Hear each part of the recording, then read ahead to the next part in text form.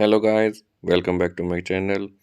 Guys, Excel में कई बार हमें कुछ ऐसे काम करने पड़ जाते हैं जो अनएक्सपेक्टेड होते हैं। कई बार ऐसा डाटा सॉर्ट करना पड़ जाता है जो शायद नॉर्मल डाटा नहीं होता है। तो ऐसे ही किसी डाटा के लिए आज हम आपको सिखाने जा रहे हैं convert text to columns and column headings to row heading. Suppose आपने कहीं से डाटा इंपोर्ट किया है जहाँ पर डाटा आपका सही फॉर्मेट में नहीं आया है और आपका डाटा कुछ इस तरीके से आया है कि आपको उसको अलग करना है। वो एक ही सेल में पूरा का पूरा डाटा है, आपको उसको अलग भी करना है। सपोज़ वो कॉलम फॉर्म में है, आपको उसको रो फॉर्म में लेके आना है। तो आप ये सब कैसे करेंगे? इसके लिए हमने आपके लिए स्पेशल आज ये वीडियो बनाई है गाइज़, जिसमें हम आपको आज सिखाएँगे कि टेक्स्ट को कॉलम्स में और कॉलम हेडिंग्स को रो हेडिंग्स में कैसे कन्वर्ट किया जाता है। तो वीडियो में एंड तक मेरे साथ बने रहिएगा और जब ये वीडियो ख़त्म होगी तो आप ये चीज़ें सीख चुके होंगे। बहुत आसान है, बहुत सिंपल है और बहुत अच्छे तरीके से मैं आपको यहाँ सिखाने जा रहा हूँ।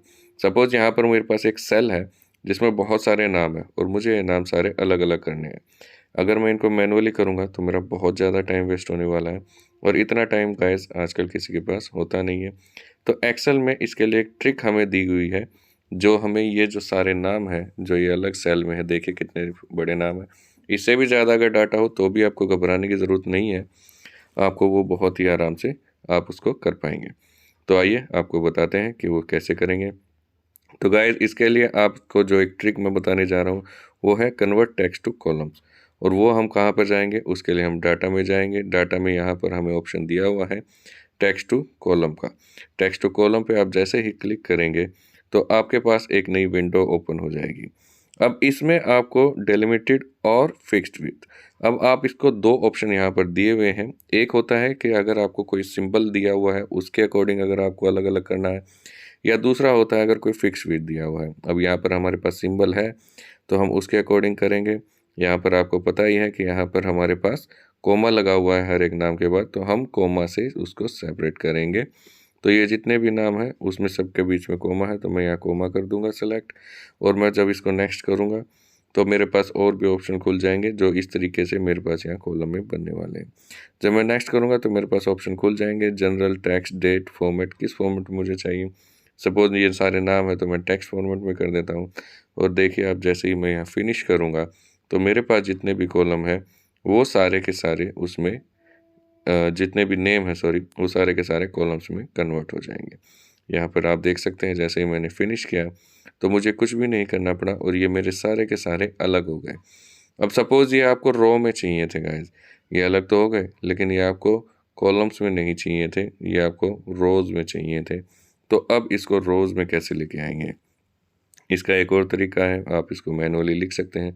लेकिन गाइस, जैसा कि मैंने हमें आपको बताया कि हम इसको मैनुअली नहीं करते हैं, तो हम मैं यहाँ पर क्या करेंगे, इनको एक सीरीज़ में कन्वर्ट कर लेंगे सबसे पहले।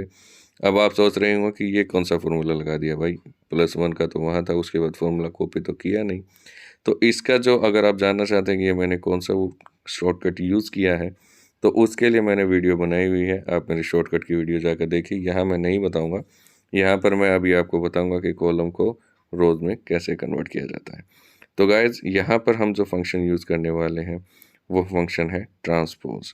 और ट्रांसपोज़ फंक्शन में क्या करता है? ट्रांसपोज़ फंक्शन में जो उसके रोज़ होते हैं उसको कॉलम में और कॉलम को रोज़ में कन्वर्ट कर देता है। तो यहाँ पर मैंने इसके जो टेबल है वो सेलेक्ट कर ली है और अब मैं यहाँ पर क्या प्रेस करूँगा? यहाँ पर मैं प्रेस करूँगा कंट्रोल शिफ्ट और उसके साथ एंटर। अब गाइज़, यहाँ पर एक चीज़ मैं आपको बता देता हूँ, जो ट्रांसपोज़ फंक्शन है ये उतने ही रोज़ और कॉलम को कन्वर्ट करता है जितने आपने यहाँ सेलेक्ट कर रखे हैं।